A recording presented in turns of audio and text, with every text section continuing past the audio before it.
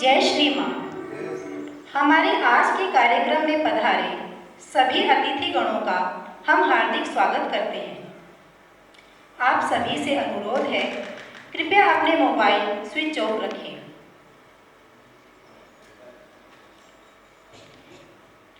श्री माता जी व श्री अरविंद के चरणों में निवेदित है हमारा आज का ये कार्यक्रम। इस कार्यक्रम में हम उनकी दिव्य उपस्थिति का आह्वान करते हुए कार्यक्रम का शुभारंभ करते हैं आई गिरि नंदिनी से।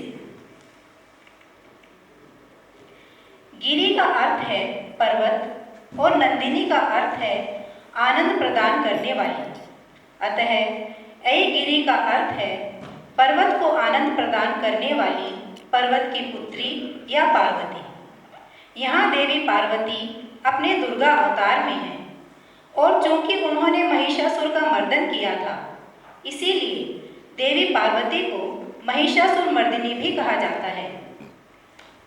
देवी महात्म्य दैवीय और आसुरिक शक्तियों के बीच एक लंबी लड़ाई का वर्णन करता है, जहाँ दुर्गा के रूप में प्रकट होने वाली देवी माँ राक्षस महिषासुर के विरुद्ध दिव्य सैन्य का नेतृत्व करती हैं। देवी भैंसे के सिर जैसे दिखाई देने वाले निर्दय असुर को अपने अमित पराक्रम से किस प्रकार कुचल देती हैं, देखते हैं इस गीत में।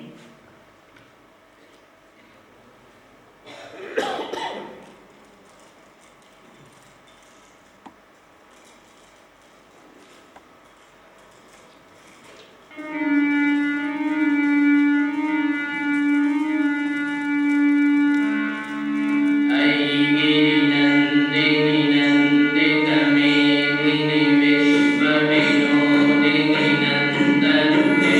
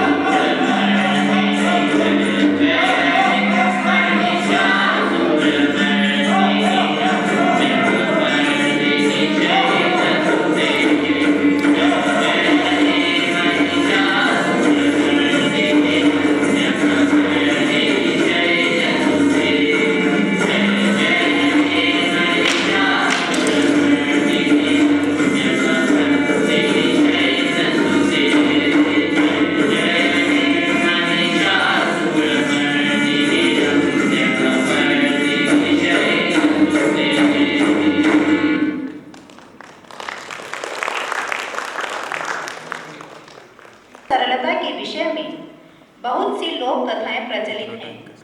उन्हीं लोक कथाओं के कुछ प्रसंग हम आपके सामने प्रस्तुत करने जा रहे हैं। वस्तुतः धन्ना जी एक सरल, निश्चल, भोले भाले ग्रामीण किसान बालक हैं और भगवान अपने भक्तों के इसी भोलेपन पर रीझकर उन्हें सुख पहुंचाने के निमित्त भांति भांति की अलौकिक लीलाएं करते हुए स्वयं को उसी रूप में प्रकट करते हैं जिस रूप में भक्त उन्हें भजते हैं। यही बात भगवद गीता के इस श्लोक में स्पष्ट रूप से देखने को मिलती है।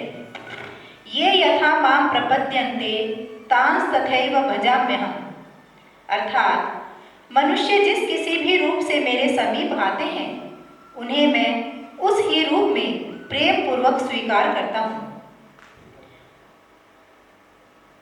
तो आइए धन्ना भगत के इस नाटक में हम देखते हैं कि किस प्रकार भगवान एक बालक के सामने प्रकट हो स्वयं भी बालक बन उसके साथ बाल सुलभ क्रीड़ाएं करते हैं। धन्ना जी के पिता एक साधु सेवी सरल हृदय साधारण किसान थे। पढ़े लिखे ना होने पर भी उनका हृदय सरल और श्रद्धा संपन्न था। वे सदा अपनी शक्ति के अनुसार संतों और महात्माओं की सेवा किया करते थे। इसीलिए प्रायः ही उनके यहाँ साधु संत आकर रहा करते थे। धन्ना की अवस्था उस समय 5 वर्ष की थी। एक दिन भगवत भक्त साधु ब्राह्मण उनके घर पधारे। ब्राह्मण ने अपने हाथों कुएं से जल निकालकर स्नान किया। तदनंतर संध्या वंदनादि नित्य क्रिया करने के बाद झोले में से श्री शारदाराम जी को निकालकर उनकी तुलसी, चंदन, धूप दीपादि से पूजा कर प्रसाद लगाकर स्वयं भोजन किया। धन्ना जी उस भक्तनिष्ठ ब्राह्मण की सब क्रियाएं कौतुक से देख रहे थे। बालक के सरल स्वभाव में यह इच्छा उत्पन्न हुई कि यदि मेरे पास भी भगवान की मूर्ति हो तो मैं भी उसकी इसी तरीके से पूजा करूं।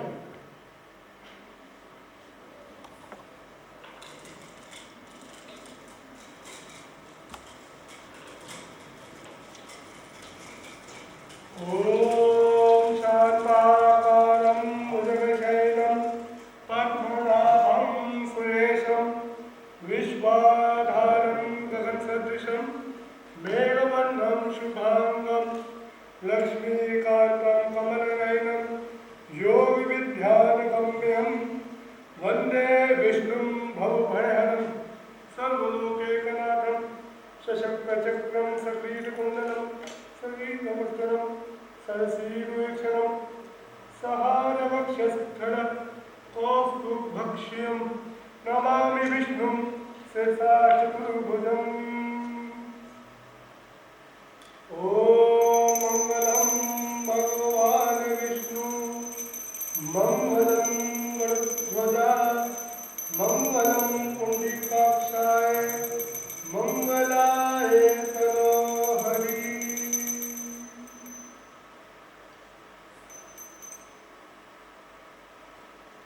पंडित जी मुझे भी मूर्ति दो, मैं भी पूजा करूंगा।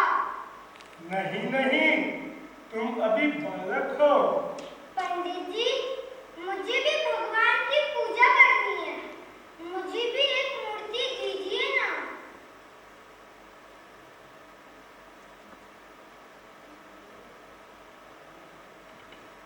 बेटा ये लो, यही तुम्हारे भगवान है और तुम्हें इनकी ही पूजा करनी है।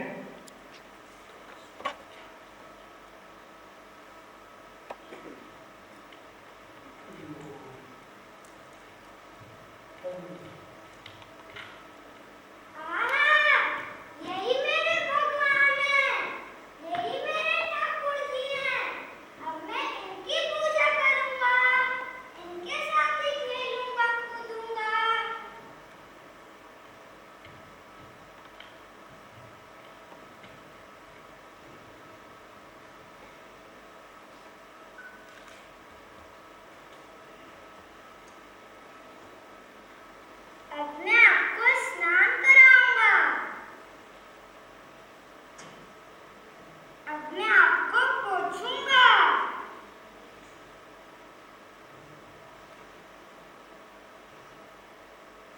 अब मैं आपके फूल चढ़ाऊंगा।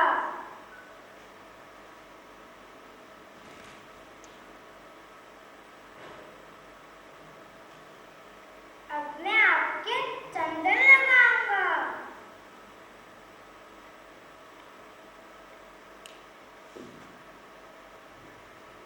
अब मैं आपकी आरती करता हूँ।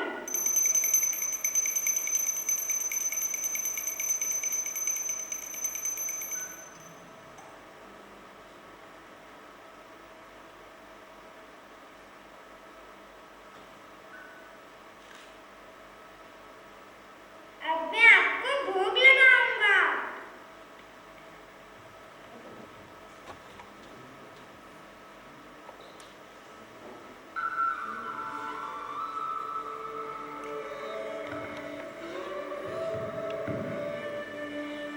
दोपहरी में माता ने बाजरे की रोटियां खाने को दी।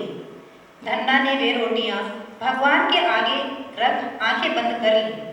बीच बीच में आंखें थोड़ी खोल कर देखते भी जाते थे कि भगवान खाते हैं या नहीं।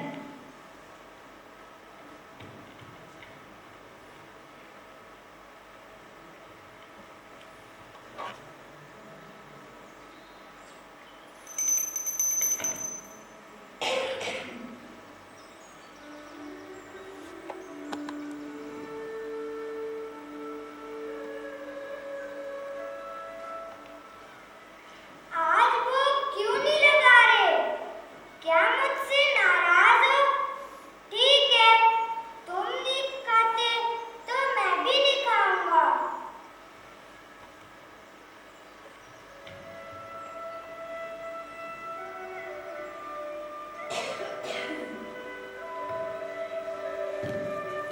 दूसरे दिन धन्ना फिर खाना लेकर आते हैं, परंतु आज भी भगवान भोग नहीं लगाते।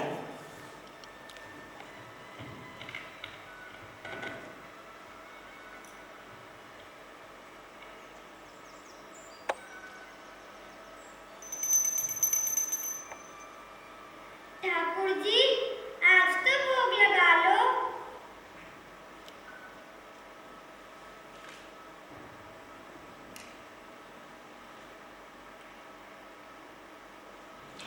भगवान मुझसे नाराज हैं, इसीलिए मेरी दी हुई रोटी नहीं खाते। ठीक है, आज भी मत खाओ, मैं भी नहीं खाऊंगा। देखता हूँ कितने दिनों तक नहीं खाते। भगवान भूखे रहें और वे स्वयं खा लें, यह धन्ना की समझ में नहीं आ सकता था। रोटी उठाकर वे जंगल में फेंक आए।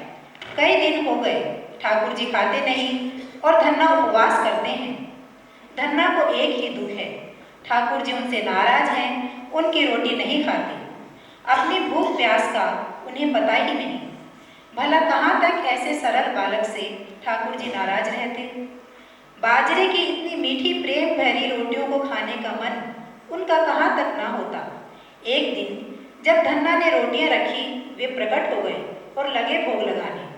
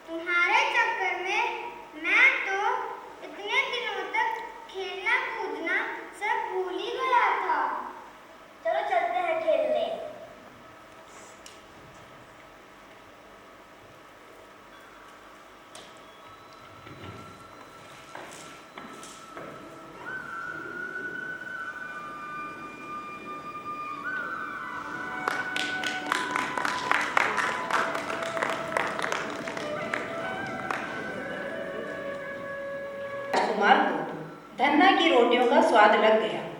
अब वे नियमित रूप से धन्ना की रोटियों का भोग लगाने लगे और उनके साथ बाल क्रीड़ाएं करने लगे।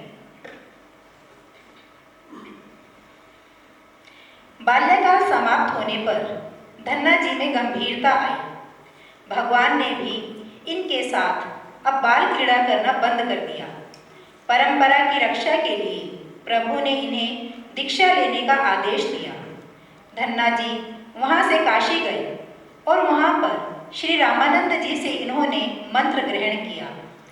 गुरुदेव की आज्ञा लेकर वे घर लौट आए।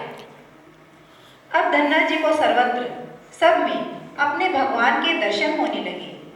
वे उस हृदय विहारी को सब कहीं देखते और उसकी स्मृति में मग्न रहते। एक दिन पिता ने उन्हें खेत में गेहूं बोने भेजा। मार्ग में उन्हें कुछ संत मिल गए।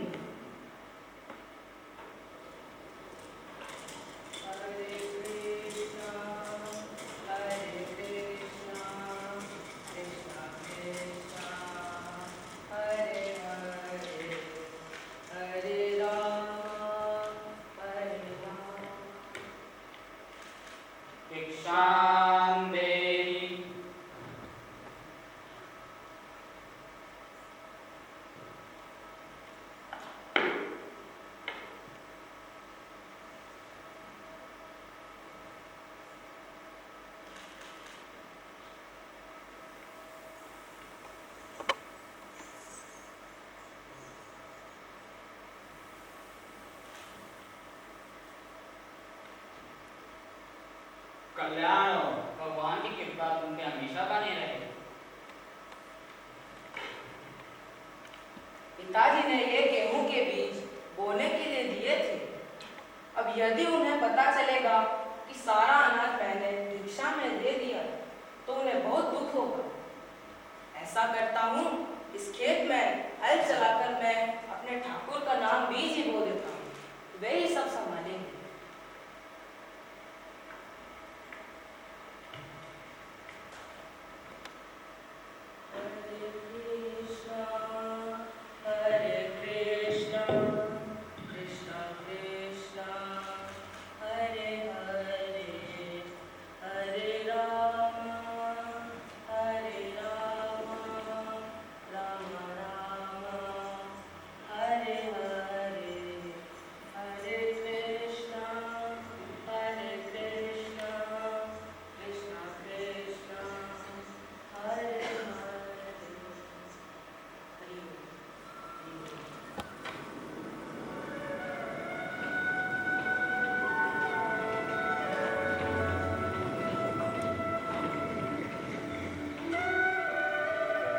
आने पर माँ वसुंधरा ने धन्ना के खेत को गेहूं के पौधों से भर दिया।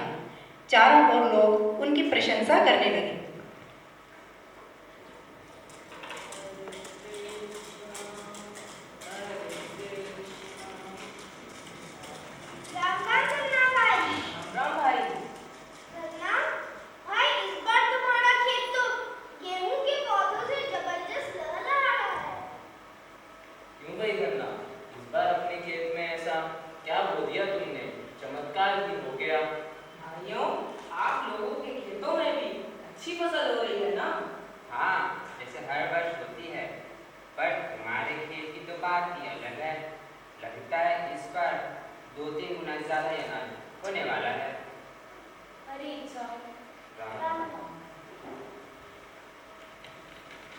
लगता है मेरे सूखे खेत को देखकर गांव वाले मुझ पर व्यंग कर रहे हैं।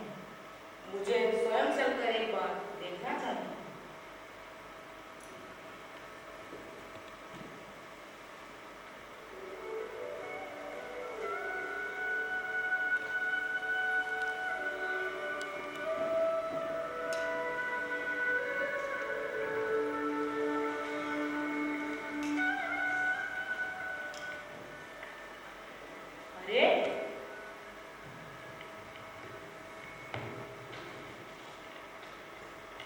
ये मेरे ठाकुर की कैसी लीला है। मैंने तो यहाँ खाली हल चलाया था और देखो तो सही, मेरे ठाकुर के नाम बीज का अद्भुत परिणाम कि एक एक पौधे पर गेहूं की बालियां कैसे झूम रही हैं। यह अवश्य ही मेरे गोपाल की लीला है। हे प्रभु, अपार है आपकी महिमा। आपकी कृपा हो तो कुछ भी असंभव नहीं है। धन्य हो। मैं अकिंचन शूद्र जन प्रभु निपट आज्ञा गवार हूँ। मुझ पर भी ऐसी की कृपा ये जान जगत निसार हूँ। सब काम साधे इस विधि होने ध्याना वाने। पर पल प्रभु तुम साथ थे महिमा से तान जाने में। कैसे सुनाऊं जगत को तेरी कृपा का छोड़ना। हे भक्त वत्सल क्या कहूँ तुम सारे कोई और ना। करके भरोसा राम का तू कुछ धर्म जन तो सही। हरि संग होंगे सर्वदा तेरे मार ले। ये सभी छोड़ तेरे प्रेम से मैं आज आप विभोर हूँ। होकर मगन मन नाचता मैं कृष्ण चंद्र चकोर हूँ। थकती नहीं जिह्वा मेरी गुणगान इतना भी करूँ। रुकते नहीं मेरे कदम प्रभु नाचते जितना फिरूं। हे कृपालु परम धन अब हो गया ये सेज है। जरा प्रेम से आवाज दो आने को प्रभु कटिबद्ध है। जरा प्रेम से आवाज दो आने को प्रभु कटिबद्ध है। जरा प्रेम से आवाज दो आने को प्रभु कटिबद्ध है।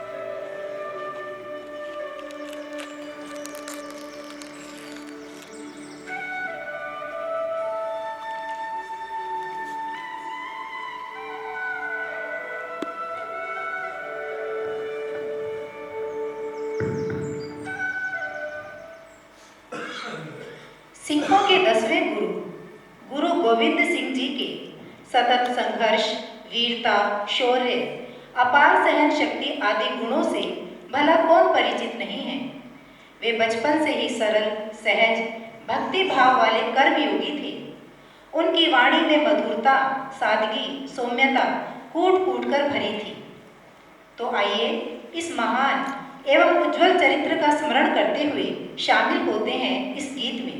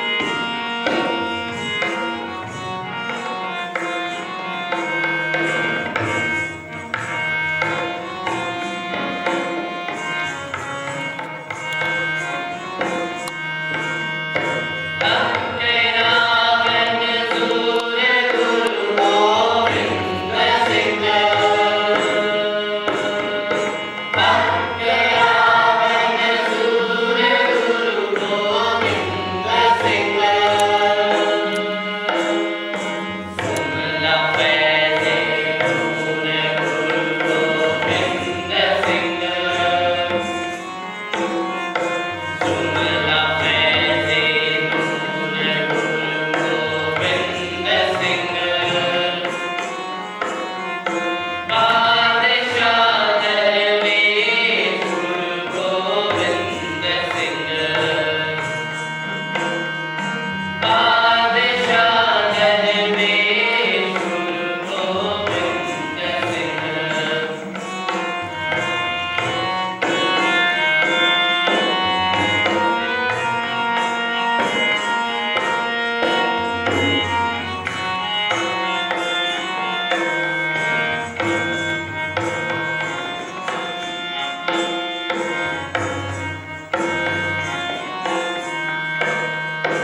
हक हक अदा गुरु गोविंद सिंह हक हक अदा गुरु गोविंद सिंह शाही शहंशाह गुरु गोविंद सिंह शाही शहंशाह गुरु गोविंद सिंह बादशाह दरवेश गुरु गोविंद सिंह बादशाह दरवेश गुरु गोविंद सिंह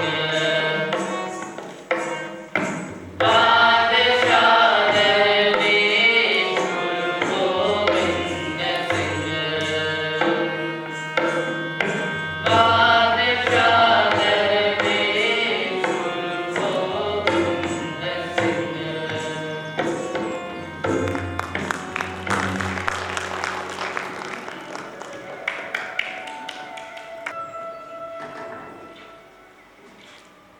जैसा कि यह सर्वविदित है कि यदि भगवान को पाना है तो बच्चे के समान सरल, निष्कपट और अहंकार शून्य हो जाओ। एक पूर्ण विश्वास से भरे हृदय वाले बालक के सामने भगवान को प्रकट होते देर नहीं लगती, परंतु तथाकथित ज्ञान और पांडित्य से भरे अहंकारी लोग भगवान को प्राप्त नहीं कर पाते। यही हम संस्कृत की इस लघु नाटिका के माध्यम से देखेंगे।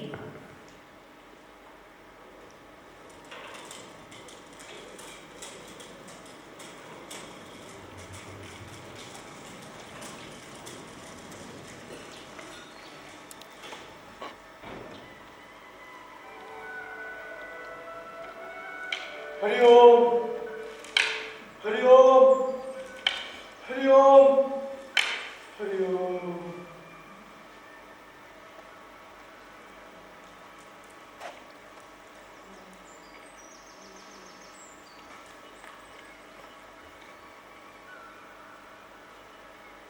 ओम नमो भगवते वासुदेवाय। ओम नमो भगवते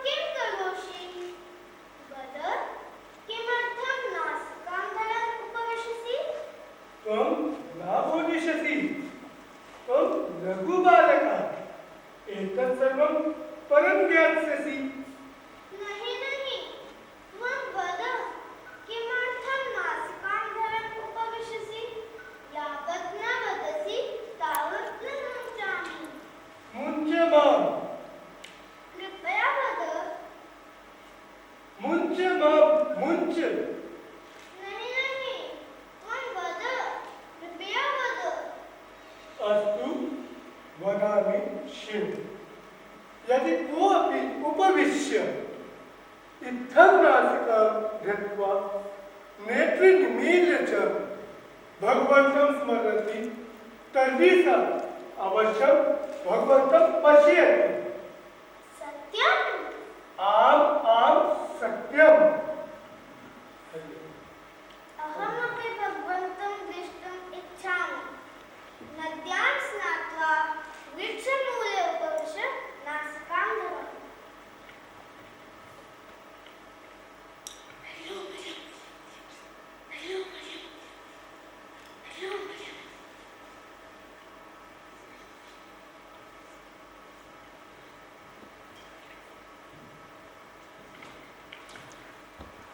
ॐ नमो भगवते वासुदेवाय। ॐ नमो भगवते वासुदेवाय। ॐ नमो भगवते वासुदेवाय। ॐ नमो भगवते वासुदेवाय। ॐ नमो भगवते वासुदेवाय। ओ बालक, आगतोऽहं, पश्य माम्।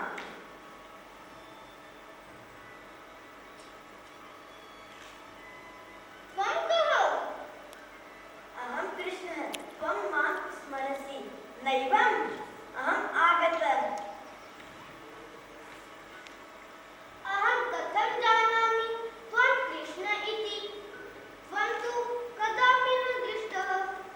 त्वं कमपि पृच्छ, अहं कृष्ण एव। तिष्ठ। यः पण्डितमहाशय त्वां प्रतिदिनं पश्य, तम् आह्वयामि।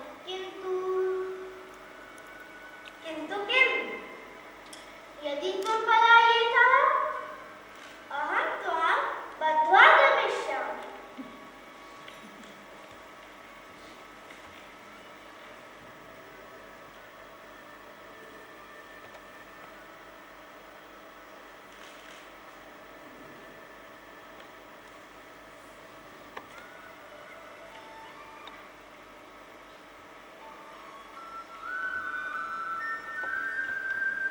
ओ पण्डितमहाशय, तिष्ठतु तिष्ठतु। किं जातम्? अधुना किमिच्छसि? त्वं शीघ्रं मया सह चल। तत्र मया भगवान् श्रीकृष्णः वीक्ष्यबद्धः। भगवान् श्री कृष्ण? आम्, त्वं दृष्ट्वा कथय, सः सत्यमेव भगवान् श्रीकृष्णः न वा? त्वं तु प्रतिदिनं पश्यसि। एतत् कथं सम्भवम्? चल चल, शीघ्रं चल।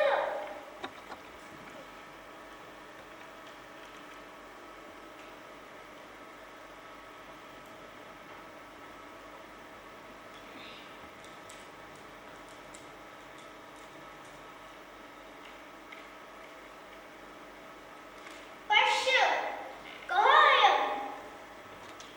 कः? कुत्र? एषः चपलः, यः वृक्षे बद्धः अपि हसति। कः हसति? अहं कमपि न पश्यामि। कथं त्वं न पश्यसि? सः तव सम्मुखे वृक्षे बद्धः अस्ति। कथम् अहं द्रष्टुं न शक्नोमि? हे बालक, त्वमेव मम गुरु। दर्शय मां, कृष्णं दर्शय। कुत्र सः? कुत्र मम देवः?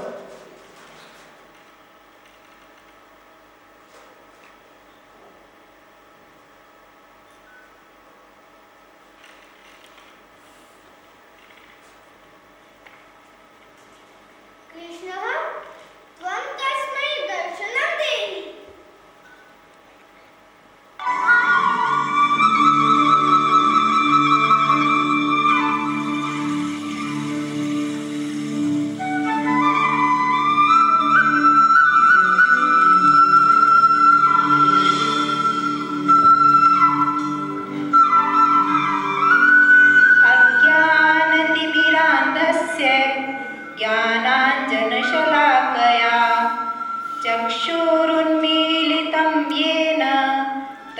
तस्मै श्री गुरवे नमः।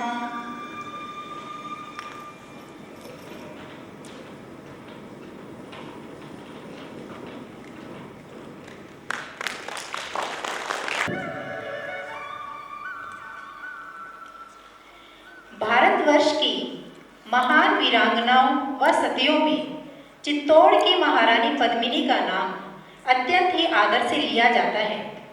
अलाउद्दीन खिलजी जैसे नराधम से अपने सतीत्व की रक्षा हेतु राजपूत स्त्रियों के साथ जौहर की अग्नि में जलने की उनकी गाथा विश्व विख्यात है।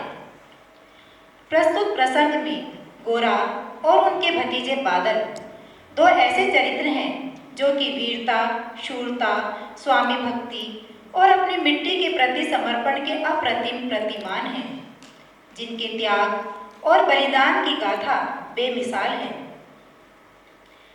सेनापति गोरा एक महान योद्धा थे, जिनसे सारे आतताई बहुत डरते थे। जब खिलजी को रानी पद्मिनी को दर्पण में दिखाने की बात तय हुई तो गोरा बहुत रुष्ट हो गए, क्योंकि वे नहीं चाहते थे कि कोई शत्रु मेवाड़ की महारानी को दर्पण में भी देखे। उन्होंने राजा से ऐसा ना करने का आग्रह किया, किंतु राणा रतन सिंह ने उनका अनादर करते हुए कहा कि तुम भला राजनीति क्या जानो। इसी बात से रुष्ट हो स्वाभिमानी गोरा चित्तौड़ छोड़कर चले गए। परंतु जब खिलजी द्वारा कपट से राणा कैद कर लिए गए तो महारानी पद्मिनी स्वयं गोरा की खोज के लिए गईं और उन्हें मनाया। अब अपने मेवाड़ के स्वाभिमान की रक्षा के लिए और राणा को कैद से छुड़ाने के लिए गोरा ने महारानी के साथ मिलकर आगे की योजना बनाई। देखते हैं भारत के इतिहास की इस महान घटना को पंडित नरेंद्र मिश्र द्वारा रचित इस कविता के माध्यम से।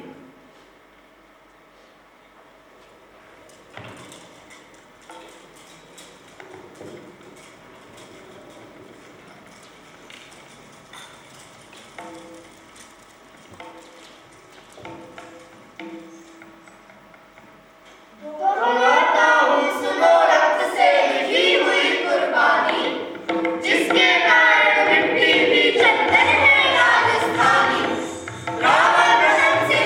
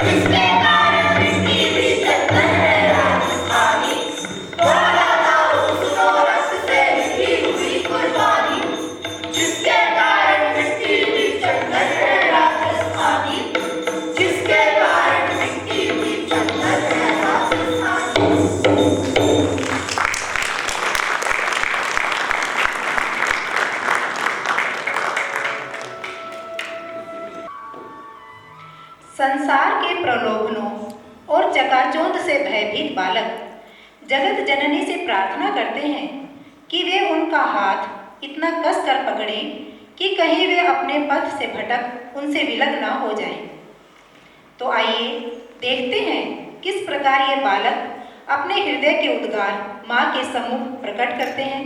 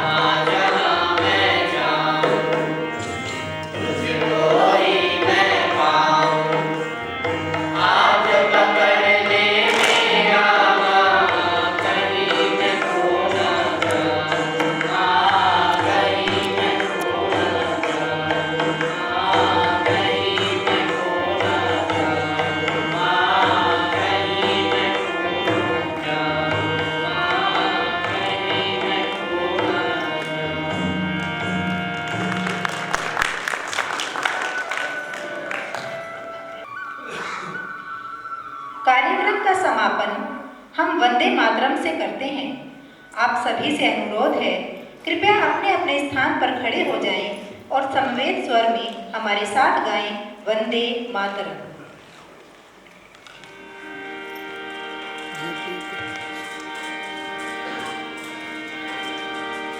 वंदे